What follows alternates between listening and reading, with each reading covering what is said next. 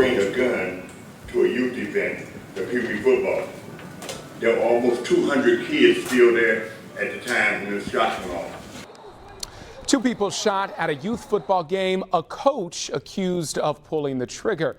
Today we're learning why he says he did it and why some community members don't believe him. Good evening, everyone. I'm Kyle Linsky. And I'm Marla Porter. The head football coach of a local youth football team is in jail accused of shooting 2 people at a game. Now, he claims he opened fire in self-defense, but Local 12's Chelsea Sick tells us a local pastor who spoke up in court today isn't buying it. Chelsea. The Cincinnati United Youth Football and Cheer League were hosting that game here at Walnut Hills High School. League leaders say 11 and 12-year-olds were playing in that game, and the game was almost over when an argument started. You don't pull out a gun and start squeezing off rounds when there's a fist fight going on. Prosecutors say Lamont Reagan opened fire at a youth football game Sunday evening, injuring 2 adults. Defense attorney Brandon Fox says Reagan was the head coach of the West End Elite Royals football team. They were playing the Evanston Bulldogs. Mr. Reagan was coaching the football game.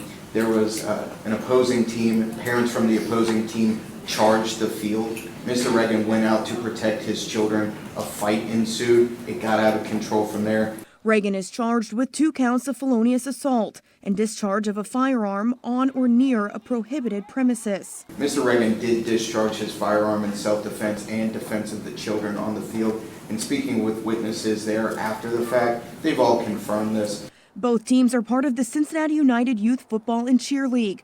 The league's chaplain, Pastor Peterson Mingo, says his step-grandson was seriously injured in that shooting. Prosecutors say he was shot in the chest, neck, and stomach. Mingo spoke at Reagan's arraignment. Who would bring a gun to a youth event for Pee Wee football? There were almost 200 kids still there at the time when the shots went off. Most of those kids were extremely traumatized. Mingo says Reagan ran from that shooting scene. He ran, hopped over the fence. He ran, hopped over the fence, went around. Others tried to catch him. He left his van there, and it just took off. Reagan's attorney fought for a lower bond, claiming he turned himself and his gun into police. He's not a flight risk, Your Honor. If he wanted to run, he would have run, but we turned him in the second we discovered that there was a warrant.